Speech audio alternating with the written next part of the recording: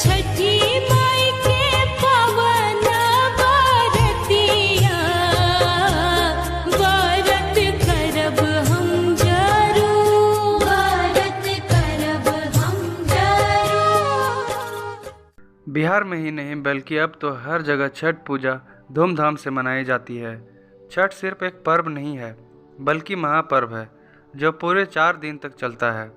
नहाए खाए से इसकी शुरुआत होती है जो डूबते और उगते सूर्य को अर्घ्य देकर समाप्त होती है। ये पर्व साल में 2 बार मनाया जाता है, पहली बार चैत्र में और दूसरी बार कार्तिक मास में। पारिवारिक सुख समृद्धि और मनोवांछित फल प्राप्ति के लिए ये पर्व मनाया जाता है। चलिए छठ पूजा के आज पहले दिन के मौके पर आपको बताते हैं आखिर क्यों धूमधाम से मनाई जाती है छठ पूजा। चलिए जानते हैं इतिहास और पौराणिक महत्व के बारे में। छठ पूजा की परंपरा को लेकर कई सारी बातें कही जाती है। एक मान्यता के अनुसार जब राम सीता 14 साल के वनवास के बाद अयोध्या लौटे थे तब रावण वध के पाप से मुक्त होने के लिए उन्होंने ऋषि मुनियों के आदेश पर राज सूर्य यज्ञ करने का फैसला लिया। पूजा के लिए उन्होंने मुग्दल ऋषि को आमंत्रित किया। मुग्दल ऋषि ने मां सीता पर गंगाजल छिड़क कर पवित्र किया और कार्तिक मास के शुक्ल पक्ष की षष्ठी तिथि को सूर्यदेव की उपासना करने का आदेश दिया। इसे सीता ने मुग्दल ऋषि के आश्रम में रहकर 6 दिनों तक सूर्यदेव भगवान की पूजा की थी। सप्तमी को सूर्यदेव के समय फिर से अनुष्ठान कर सूर्यदेव से आशीर्वाद प्राप्त किया था, इसलिए यह पूजा की जाती है।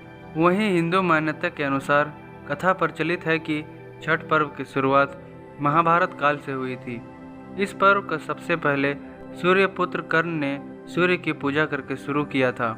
कहा जाता है कि कर्ण भगवान सूर्य के परम भक्त थे और वह रोज घंटों तक पानी में खड़े होकर उन्हें अर्घ्य देते थे। सूर्य की कृपा से ही वह महान योद्धा बने।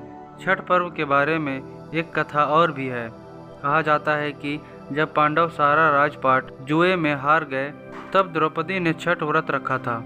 इस व्रत से उनकी मनोकामना पूरी हुई थी और पांडवों को सब कुछ वापस मिल गया था। लोक परंपरा के अनुसार सूर्यदेव और छठी मैया का संबंध भाई बहन का है, इसलिए छठ के मौके पर सूर्य की आराधना फलदायी मानी गई है। इतना ही नहीं, इन कथाओं के अलावा एक और किंवदंती भी प्रचलित है। पुराणों के अनुसार प्रियव्रत नामक एक राजा की कोई संतान नहीं थी।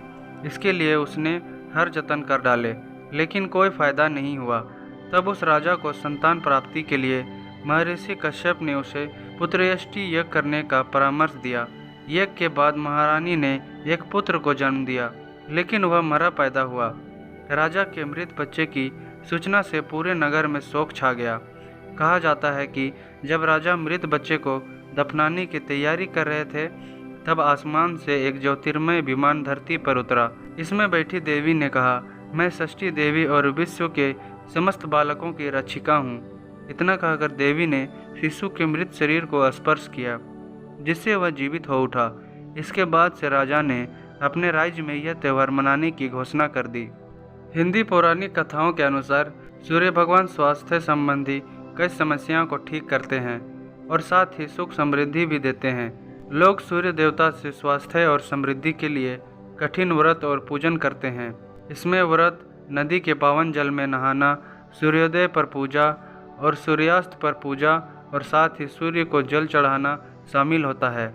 4 दिनों के इस पर्व में 36 घंटों का उपवास भी रखा जाता है। आशा करता हूँ कि सारी बातें आपको समझ में आ गई होंगी। अगर वीडियो अच्छी लगे तो वीडियो को लाइक करें और हमारे चैनल पर अगर आप नए हैं तो चैनल को सब्सक्राइब जरूर कर लें। मिलते हैं नेक्स्ट वीडियो में।